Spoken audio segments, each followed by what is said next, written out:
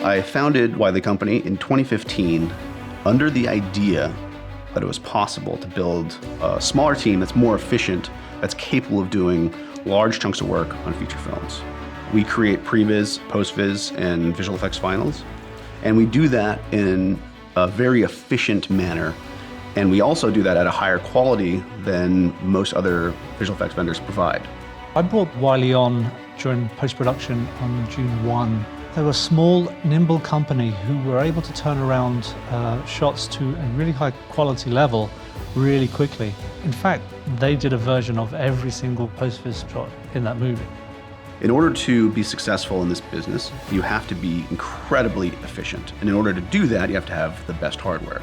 In our research, we found the AMD Ryzen Threadripper PRO. It had an immense number of cores and just an unfathomable amount of bandwidth, and that's what we needed. We needed to turn around hundreds and hundreds of post-vis shots and hundreds of final shots.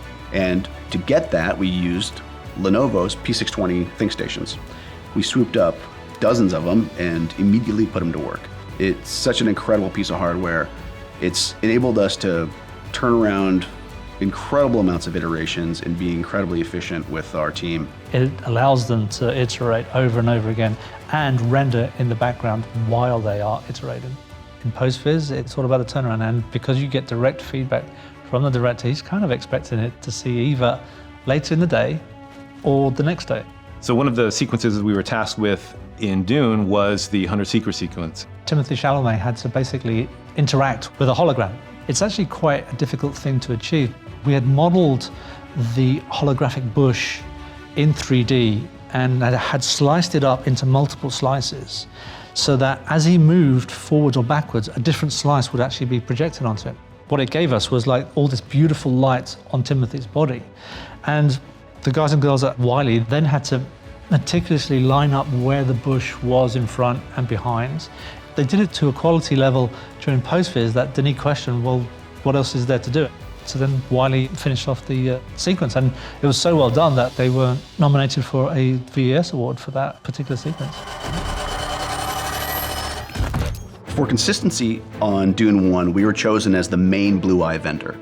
It's a main story point of the entire series. It's certainly not a filter. It's certainly not just one swipe of blue color. We go in and we actually extract the reflection of the environment, meticulously change the color of the sclera, the iris, and the pupil to our various hues of blue, because they're not actually all the same. And then we reapply the room reflections. And this is for every single eye that we turn blue in the entire film. We did an absolute staggering amount of blue eyes. And with the Lenovo P620, we saw enormous difference right away in just the amount of iterations that we were able to output and get in front of the director, in front of the supervisor, to get the approvals that we needed to move forward. Using the Threadripper PRO in such a successful way led us to the EPYC processor for our servers in our render nodes at our data center. Because of the number of cores that they have, we can separate 4 or 5 workstations onto a single processor, which is an incredible value, and you still get performance, which is phenomenal. Whether we're remote, whether we're in the office, whether we're on set, it's important for us to not skip a beat for our clients. Having the AMD EPYCs embedded in our data center allows us to do that. On this movie, you never had that we'll fix it in post attitude from anybody.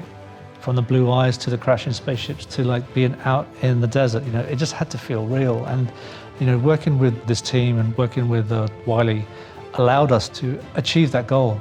It's fantastic to be recognized for the work we did. And, you know, it was a fantastic night at the Academy with like so many people winning. Seeing Paul and Bryce get that Oscar for Best Visual Effects, to say it was a cherry on top of the cake isn't even close.